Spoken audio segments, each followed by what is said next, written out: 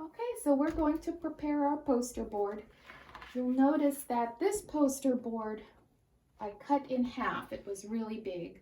I folded it and then cut it. And so I have this half. Very important tip, guys. Don't use the shiny side of the poster board.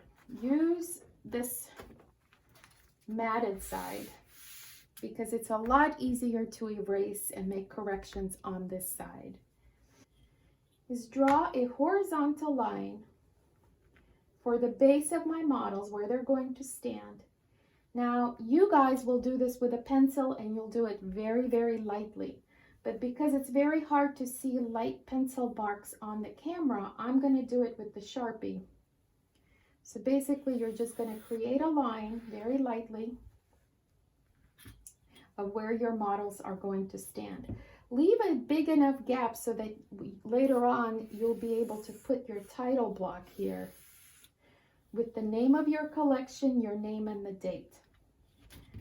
You don't have to draw this square. I'm just showing you where the title block is going to be. And then you'll basically place your models and out. In fact, you can trace your poses. The ones that you've already drawn, go ahead and loosely cut them out and place them where you want them. And put little marks underneath like this, where they're going to go. So this one is going to go here, here, here, and then maybe the next one's going to go here. I'm going to draw your lines. You can always move these lines if you're doing it really lightly with a pencil. So no worries here.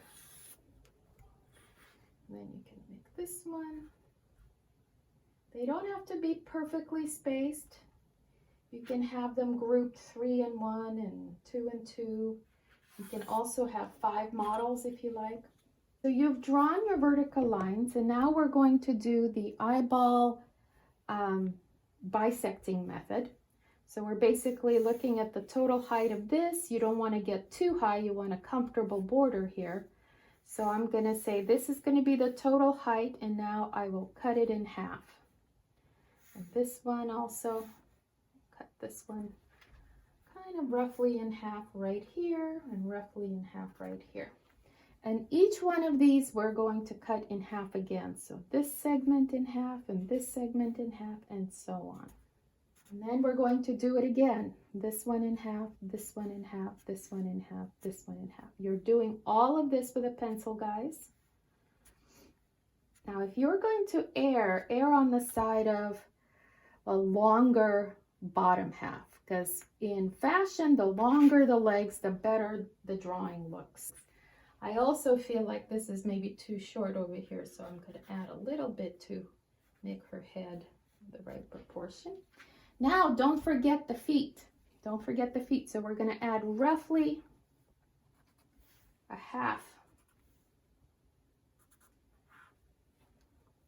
for the feet.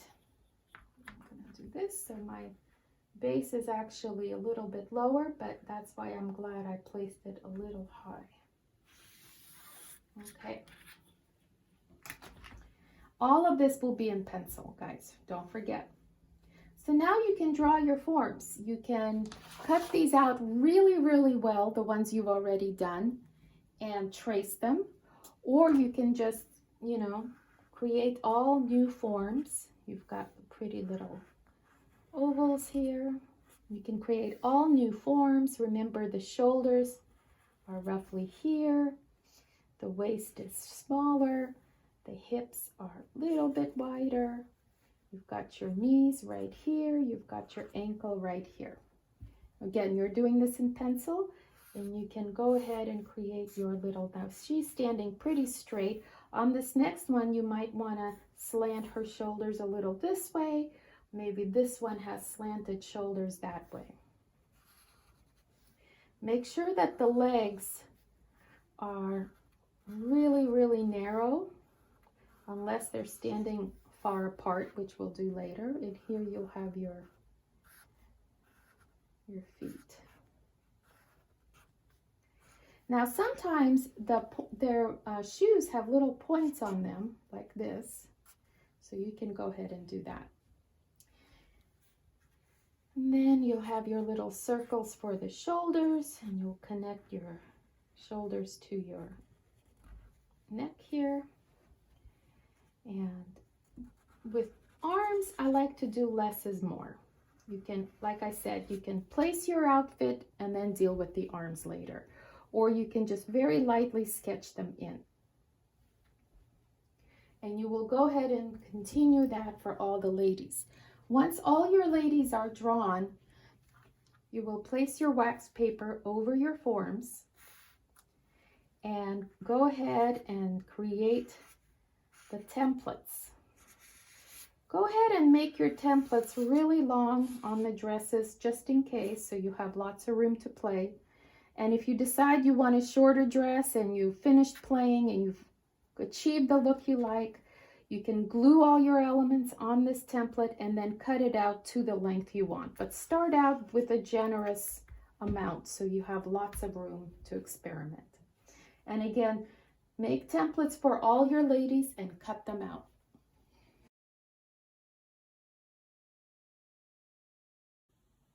Welcome back, ladies. So I'm working on a couple of different ideas for a collection.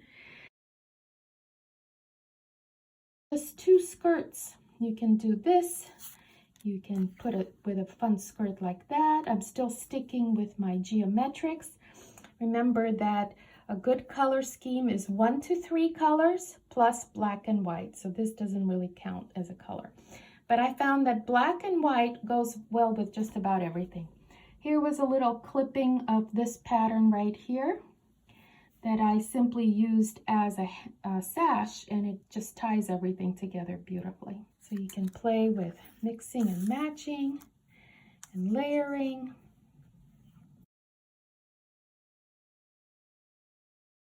I have my floral designs.